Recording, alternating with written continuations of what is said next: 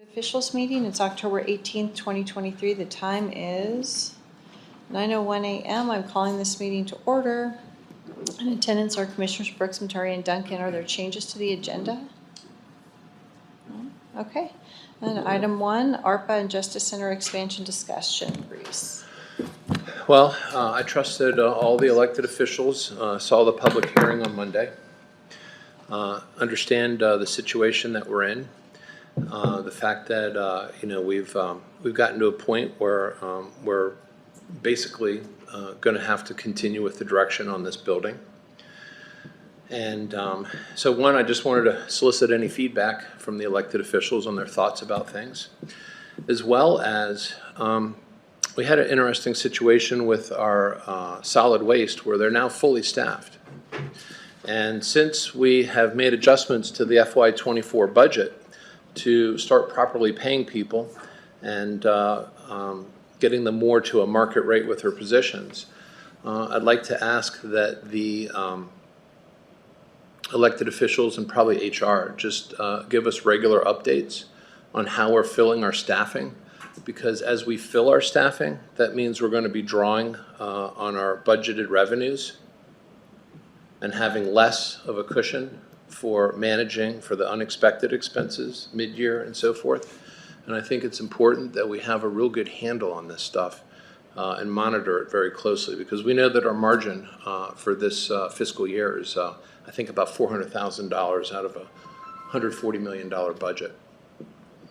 And so given the fact that we have all these different projects with respect to completing the Justice Center, the jail pod completion, and then the Sheriff's Office expansion into Hayden, I think we all know that we're going to be drawing down the available fund balance for these projects. So it just changes things a little bit. Yes? And I don't know if you guys know this off the top of your head. Can you guys give me a little bit of an idea of the, thank you, of kind of the drawdown for the 3 different capital expansions that we have going on? I think I've got a broad idea of what will be for the Justice Center, but the sheriff's move as well as the jail pods, are we talking paying for these in sometime 24, mostly in 25, some in 26? Do you have any guidance?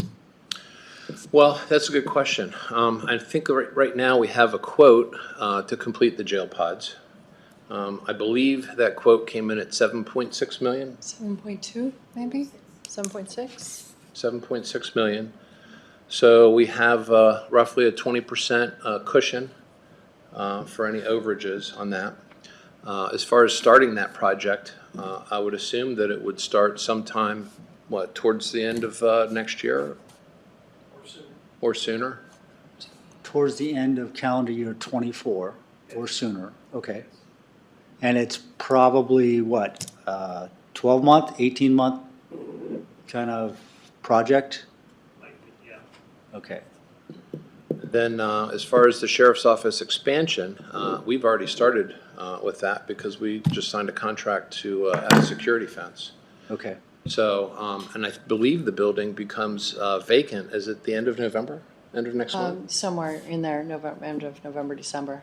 Yeah, so I would expect at some point work to begin, if not before the end of this year, the beginning of next year.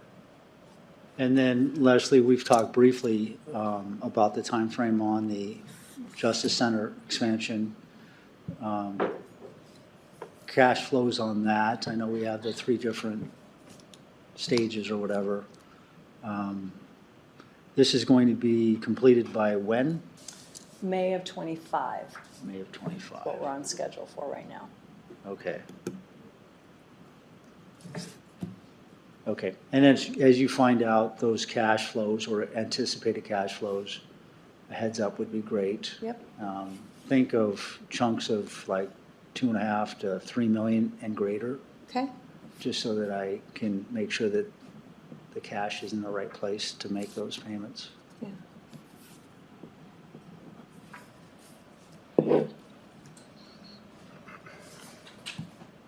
Just wanted to let you know that I checked open positions yesterday, and we have 102 open positions. And I wanted to see from the board if you'd like every couple of weeks at our HR meetings, I just give you those numbers at that point. Will that be sufficient? I think that would be helpful, Okay, I'll make sure we do that. so we for can you. understand that. Okay. Also, we talked a little bit about maybe having a monthly snapshot. The clerk and I feel that's far too detailed, but we're gonna go towards presenting the quarterly every quarter when that comes out. Okay.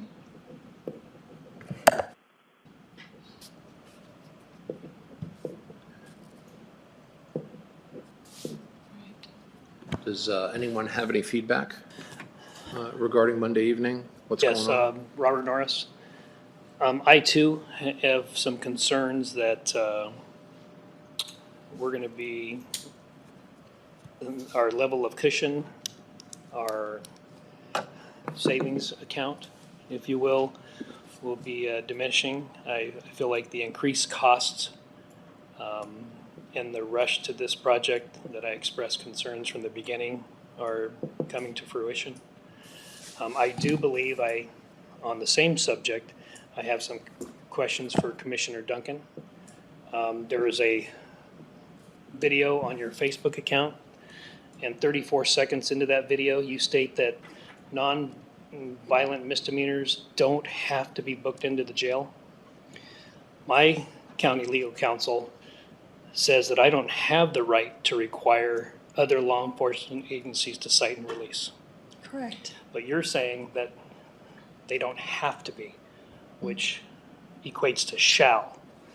So is it your desire that all law enforcement agencies cite and release nonviolent misdemeanor criminals? No. I'm just merely pointing out that that is a remedy which I understand the sheriff's office practices.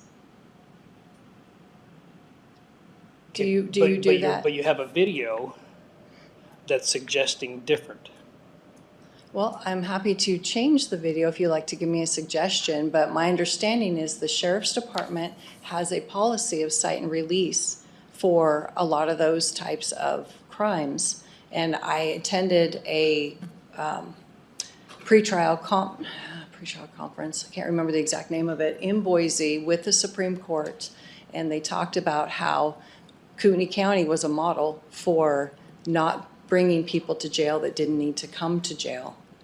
And so is that... But as the sheriff's office, we're already doing that, but I don't have the right to... Correct. I can ask, but I can't require them. Yep, I fully understand that. But I think that the way that the video is presented, it's suggesting that I have that right. Okay, well, To request. never meant to intend to do that, but I'm happy to, if you've got some language you'd like me to put in there, I will In, do that. in the same video, 44 seconds into the same video, you stated that there are 107 people in jail awaiting a courtroom. So do you have documentation from those 107 inmates that their attorney asked to waive time due to a lack of a courtroom?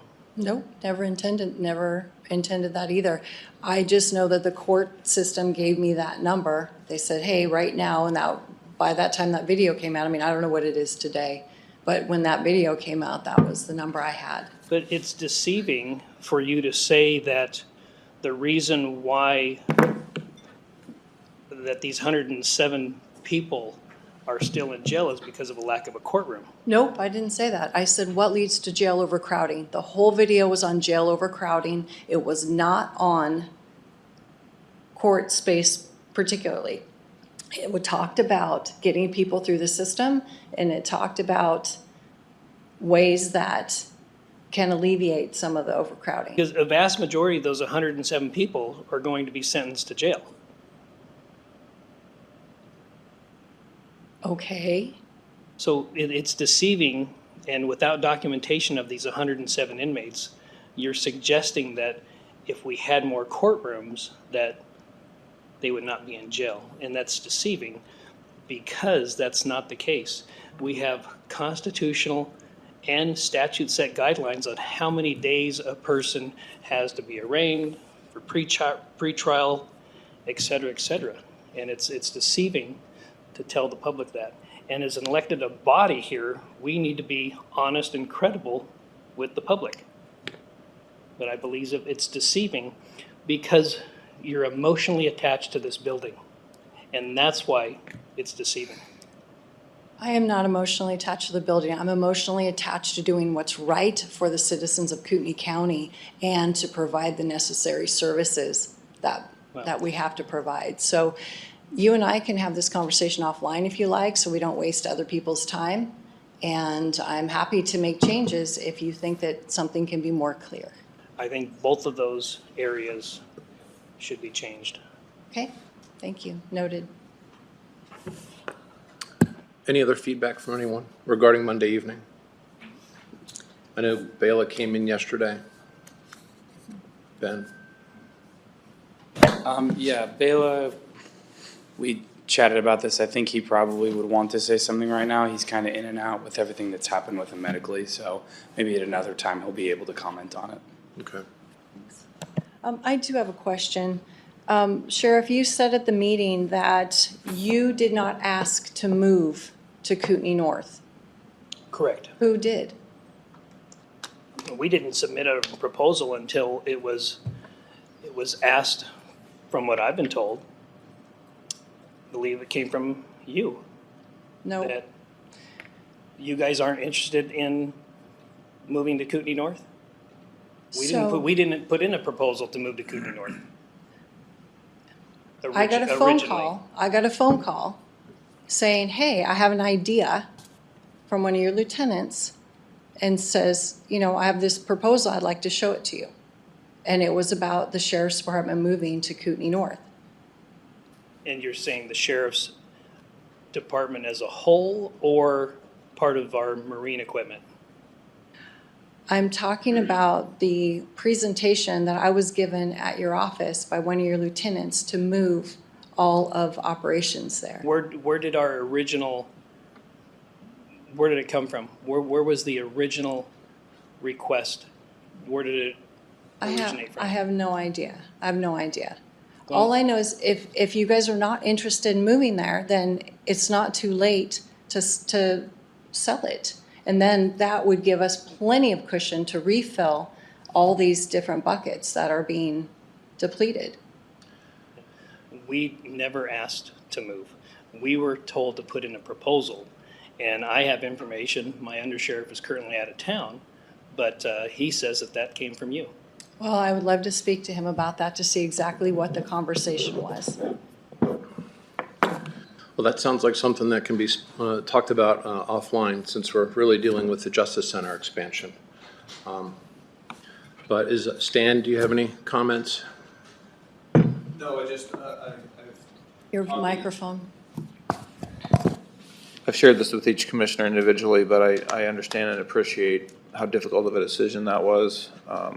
I don't envy you for having to make that decision, but I do feel you made the right decision. It's going to tremendously improve the ability of my office to do its job, so thank you. Yeah, well, I don't think there's any doubt that there's a need for that building. I think it's just a matter of where that limit is for drawing down the, the available resources. Anybody else? Does clerk's office have anything? No? I think it becomes dangerous to rely on vacant positions to fund county capital or operations projects. Ideally, we shouldn't be that vacant that it makes a big difference, but to rely on that as a funding source, I think is a mistake. We've done it for many years because we're chronically lacking in employees.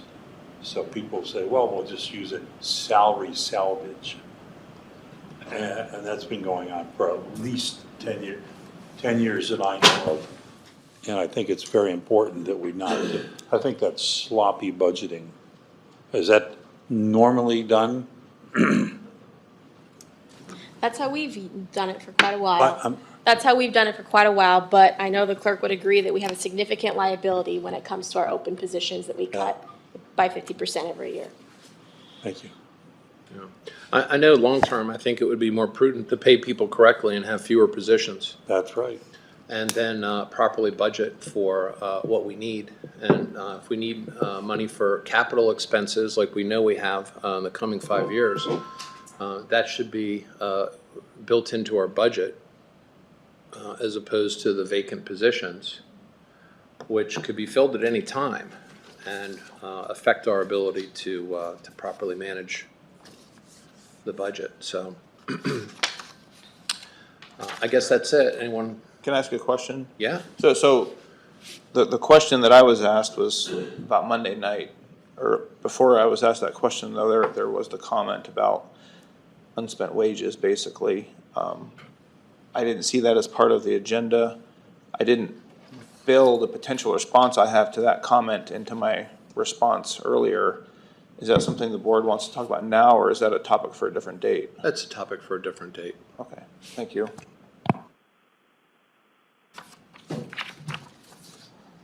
That's it for me, Commissioner Duncan. All right. Item 2, iCurrent presentation and update. So I think a lot of you might know the condition of the insurance industry is not going well across the nation. So I just wanted to bring some stuff up so we can talk as elected officials on how maybe we can bring some stuff back to our departments to try to look at the higher liabilities and be able to make some adjustments. You know, like we're all involved with keeping our claims down, and our one of our highest claims is wind and weather, and so that one's not going to be easy to take care of, except looking at our facilities.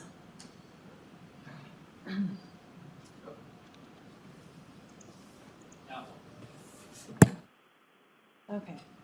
I did hand this out last session, and if anybody wants a copy of it, they can have it. This is just a little 3-year history of where we're at with the county. We did have a really big claim in 2021, which is not typical. Oh, sorry. So, let's see here. This pie chart talks about just where most of the property claims are going. And we've had, like I said, the wind and weather, water, broken pipe, canine. We had, unfortunately, we had to early retire a canine, fire, and then some other claims. So my point in bringing this together is that, well, auto claims is pretty high. And one of the ways that we can work together is talk to our people who do have vehicle responsibilities and make sure that they are receiving training or guidance. My concern is that the deductible went from $3,500 to $7,000 per incident. And if cars are our main driver, then I would want to try to be able to fix that, to go back to our departments and just say, hey, we just want to point out that we want to make sure we're doing our due diligence and really taking our time to get places and stuff. I'm sorry, can Yeah. you speak up a little bit? I'm having a hard time hearing you. Sorry, my throat's all messed up today. So 3-year history by coverage. So our auto, our property, general liability, law enforcement, employment, and cyber. So the, once again, we had that 1 year that was off claim for the sheriff's department, and they've done a great job in going to all their trainings, and their thing is really lowered. Their Sorry, I meant to give this a month ago and it's not going very smoothly. But once again, I have these handouts if anybody wants it. So the risk management services that ICRIP offers, human resources termination, which all the elected officials know that there's a $20,000 deductible if we do not go through the right ICRIP process in terminations or adverse employment actions. And then there's law enforcement trainings and assessments, and Sheriff Norris is doing a great job getting all his people through the free ICRIP trainings that are offered. They'll review policies, which HR is actually reviewing our countywide policies and going to bring some revisions to us. Leadership training, contract legal language review, which is probably for kind of the smaller counties. So loss mitigation plan of action for Kootenai County. Police liability, like I've said, the sheriff is already taking advantage of those. And then the auto liability I talked about a little bit, that we just have to make sure our people are not in a rush and understanding what the cost is. And then something that had came to mind that was mentioned to me, that if we see an uptick in our accidents, that maybe if an employee is found at fault in the accident, that they share in the deductible. So I don't want to go there, but we need to make sure that we're not causing any strain on the insurance system. And then property loss mitigation efforts, they actually offer site inspections. And so I'm going to talk to our facilities manager and see if we can get some inspections. So see if they can identify anything earlier in case of the wind and weather, it's weather preparedness. And then cyber liability. Our IT is fantastic on that. They're doing a really good job. So let's see, with that. I have a question. Do these proposed actions, do they lower the premium or do they just lower the claim rate? Claim rate. Okay. Yeah. And the claim rate thus can lower the premium. Yes. Okay. So just going back, lowering risk is lowering potential costs, risk avoidance versus risk reduction. Training, they do governance, respectful workplace. Their new member portal is up and running, I believe. And then talk about the culture among, our county here, and then being proactive instead of reactive. The insurance premiums are going to continue to increase, and we're going to have higher deductibles and lower coverages. The reinsurance market has pretty much dried up, and so we have to really be diligent on the county level to manage our risk. So, any questions? Okay. Your microphone. You talk about the reinsurance market being drying up and everything else. Is there a concern that ICRIP is going to be diminishing coverage, not just for Kootenai County, but statewide? And if so, in what lines would they be doing that? Right, that's a good question. I can get better details, but in a general sense, yes, they've already hired the deductibles for property claims, and they are looking at almost agency by agency saying, okay, we are identifying this risk, and if you're not going to follow these guidelines, then we are actually going to lower the coverage in that area. My question is more from the standpoint of, should we be a little bit more proactive? I have not looked at the financial statements of ICRIP. I don't know what their reserves are. I don't know if they're subject to, State insurance law. okay. But we're not in a position where we should be proactively looking at alternatives at this No. point? No, Okay. no, because all the insurances are in this situation. Okay. And then you talked about training, governance, respectful workplace. I believe I saw that there is DEI training being provided by ICRIP. Yes, Sarah and I sat through that, and that is something that I'm going to be bringing to the board. And what will you be bringing to the board? I did not agree with some of the slides, the way the information was presented, and I felt that it could be done a little bit better, so. Was the board consulted with the prospect that they would be doing DEI for the entirety of the state? Or did they just go and, was this an administrative decision? Administrative decision, Okay, yeah. thank you. So, thank you for bringing that up. Okay, other questions? I know it's kind of a high-level thing, but as I get more information from ICRIMP, I'm happy to pass that along to the elected officials. So I was going to hand this to the sheriff who's left, but the hardening police liability market and why risk management is critical to your operations. So does anybody read the ICRIMP newsletter that comes out?